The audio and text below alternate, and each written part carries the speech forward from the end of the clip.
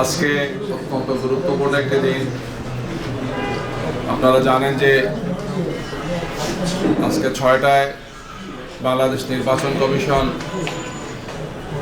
সম্মানিত প্রধান নির্বাচন কমিশনার বাংলাদেশের দীর্ঘ প্রতীক্ষিত এবং আকাঙ্ক্ষিত ত্রয়োদশ জাতীয় সংসদ নির্বাচনের শিডিউল আজকে সন্ধ্যা 6টায় তিনি ঘোষণা করেছেন। এই শিডিউলকে সামনে রেখে তাৎক্ষণিকভাবে বাংলাদেশ জামাত ইসলামের পক্ষ থেকে আমাদের সংক্ষিপ্ত প্রতিক্রিয়া আমরা আপনাদের সামনে তুলে ধরছি ইনশাআল্লাহ। এই সংবাদ সম্মেলনে ব্রিফিংয়ে এখানে আমাদের সম্মানিত কেন্দ্রীয় নেতৃবৃন্দ উপস্থিত আছেন। আমার পাশে আছেন আমাদের সম্মানিত সহকারী সেক্রেটারি জেনারেল জনাব মাওলানা আব্দুল হালিম, পাশে আছেন জনাব মোবারক হুসাইন, বাংলাদেশ জামাত ইসলামের কেন্দ্রীয় নির্বাহী পরিষদের সদস্য। আমার আরেক পাশে আছেন ঢাকা মহানগর উত্তরের সংগ্রামী আমির, কেন্দ্রীয় নির্বাহী পরিষদের সদস্য জনাব সেলিম উদ্দিন সহ আমাদের নেতৃবৃন্দ এখানে আছে। আমরা এই জাতি দীর্ঘ একটি সময় থেকে অপেক্ষা করছিল যে আমাদের সামনের জাতীয় সংসদ নির্বাচনের তারিখ এবং এর সাথে শিডিউলটা কখন ঘোষণা হয়। কিছুটা অনিশ্চয়তা ছিল, কিছুটা সন্দেহ সংশয় আমরা ছিলাম।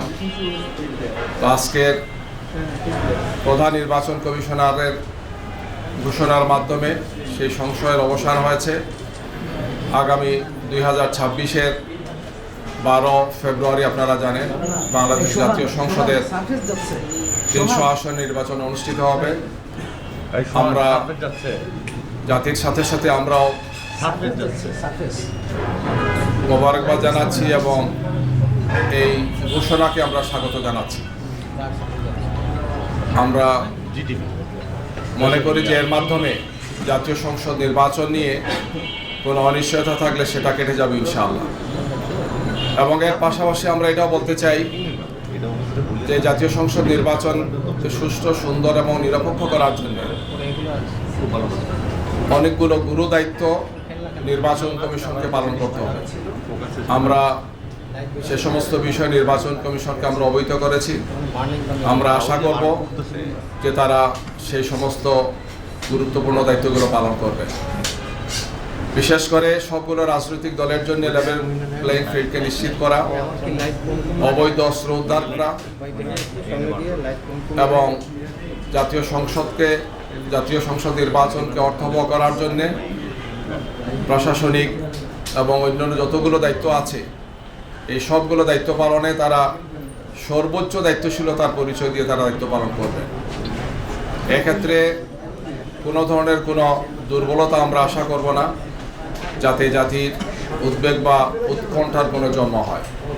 আমরা প্রত্যাশা করব যে সুষ্ঠু, সুন্দর, গ্রহণযোগ্য নির্বাচনের জন্য একটি সুন্দর সুষ্ঠু নির্বাচনকে নিশ্চিত করার জন্য লেভেল প্লেইং ফিল্ডকে তারা নিশ্চিত করবে এবং এই বিষয়ে সর্বোচ্চ ভূমিকা পালন করার জন্য যেহেতু নির্বাচন কমিশন শিডিউল ঘোষণা করেছেন, তাদের উপর এখন সর্বোচ্চ দায়িত্বটা এসেছে গিয়ে এখন থেকে তারা সেই ভূমিকাটি পালন করবেন, আমরা সেটা প্রত্যাশা করছি।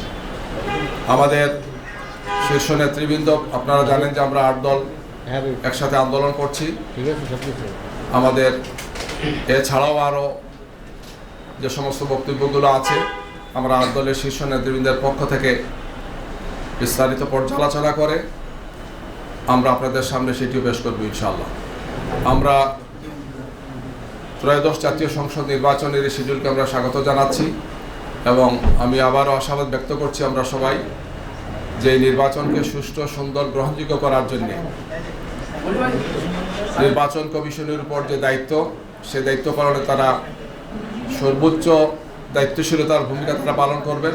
কোনো ধরনের কোনো দুর্বলতা, ত্রুটি, বিচ্যুতি যাতে না থাকে আমরা সেটা প্রত্যাশা করি। অতীতে দেখা গিয়েছে যে অনেক বিষয়ই আশ্বস্ত করা হয়েছে বা বলা হয়েছে কিন্তু সেটি কার্যকর হয় নাই। আমরা আগামী নির্বাচনের ক্ষেত্রে জাতি তিনটি নির্বাচন প্রত্যক্ষ করেছে যে নির্বাচনে জাতির প্রত্যাশা পূরণ হয় নাই, বরং আমাদের রাজনীতি আমাদের সমস্ত ব্যবস্থাপনাকে ধ্বংস করা হয়েছে, প্রশ্নবিদ্ধ করা হয়েছে এবং জাতির মধ্যে প্রচণ্ড ক্ষোভ এবং হতাশা তৈরি হয়েছে গত 14, 18 এবং 24-এর সেই তথাকথিত নির্বাচনের মাধ্যমে।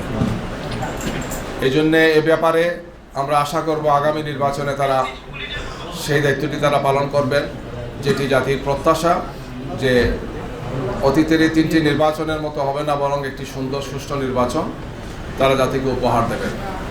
আমরা আবারও আপনাদের মাধ্যমে দেশবাসীকে সাথে নিয়ে আগামীর সেই নির্বাচন সুষ্ঠু, সুন্দর এবং গ্রহণযোগ্য করার জন্য আমাদের পক্ষ থেকে সর্বোচ্চ প্রত্যাশা থাকবে, সহযোগিতা থাকবে এবং আমরা আমাদের জনগণকে সাথে নিয়ে আমরা আশা করছি একটি সুন্দর নির্বাচন আমরা পাব। জাতি একটি উৎসবমুখর পরিবেশে এই নির্বাচন অনুষ্ঠানের মাধ্যমে একটি সুন্দর সুষ্ঠু ধারায় জাতি এগিয়ে যাবে এবং বাংলাদেশ 2024-এর 5 আগস্টের যে ছাত্র জনতার অভূতপূর্ব গণ অভ্যুত্থান হয়েছে, সেই অভ্যুত্থানের প্রত্যাশা পূরণ হবে ইনশাআল্লাহ। আমরা আপনাদের মাধ্যমে দেশবাসীকে মোবারকবাদ জানাচ্ছি।